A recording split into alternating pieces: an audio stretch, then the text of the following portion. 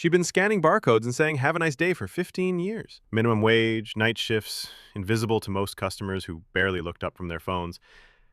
But when two armed men burst through the automatic doors at 11:47 p.m., demanding the safe be opened, that quiet cashier did something that made hardened police officers weep. What they found in her employee locker afterward explained everything, and changed how an entire city viewed the word hero. Today, tell us in the comments, where in the world are you watching this from? And if you believe stories like this deserve to be told, hit that subscribe button for more untold tales of everyday heroes. Maggie Santos had perfected the art of being overlooked. At 52, she moved through the fluorescent-lit aisles of Riverside Market with quiet efficiency, her navy blue vest hanging loose over her slight frame. For 15 years, she'd been the night shift cashier, invisible to customers who barely looked up from their phones.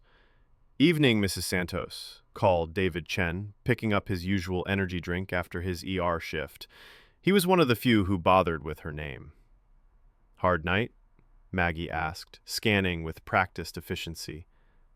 "3 car accidents. How do you always stay so calm?" Maggie smiled. "Practice." If David had looked closer, he might have noticed things that didn't fit a grocery store clerk. The way her eyes constantly swept the store, cataloging every movement.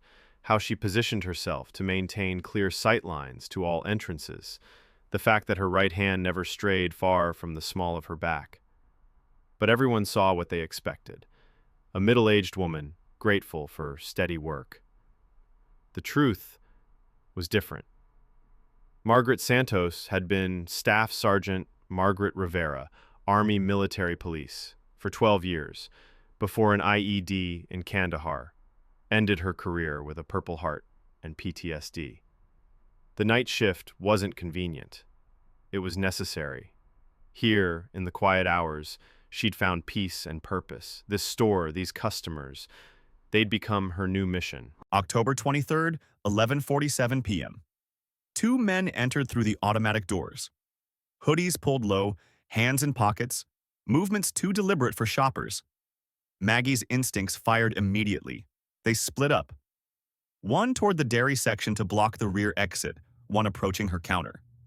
Amateur, but not stupid. "Evening," Maggie said pleasantly. "Find everything you need?"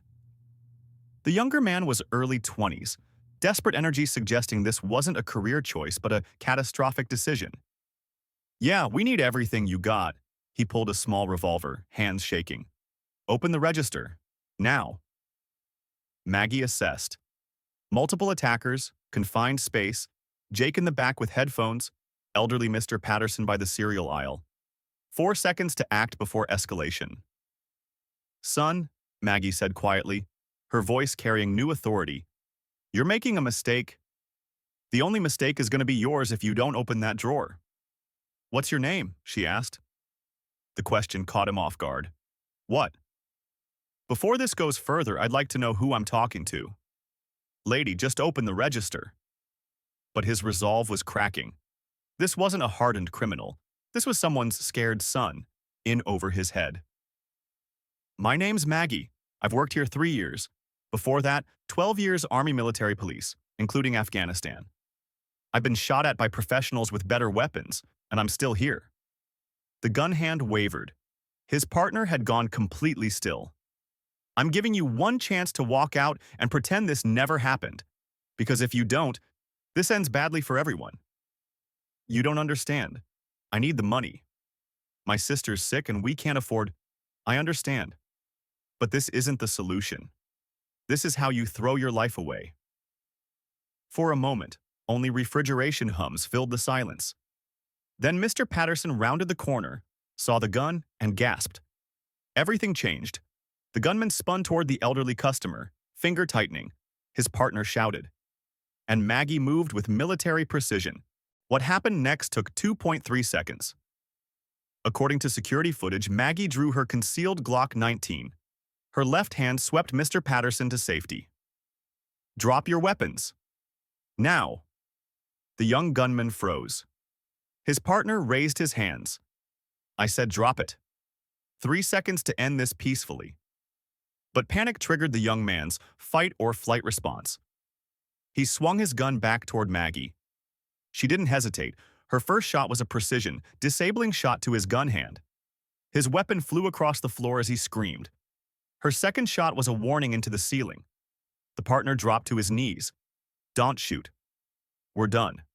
The younger man collapsed, bleeding, but not seriously injured. "Jake, call 911. Situation under control." As sirens wailed, Maggie applied first aid. "What's your name?" she asked. "Tommy," he whispered. "Tommy Rodriguez." "You're going to be okay?" "Tommy." Police flooded in to find 2 suspects secured. One customer unharmed and a cashier who'd neutralized an armed robbery without anyone dying. But this was just the beginning. What police discovered about this simple grocery store cashier would shock everyone, because Maggie Santos wasn't just any employee. What they found in her locker would change everything. That story continues in part 2.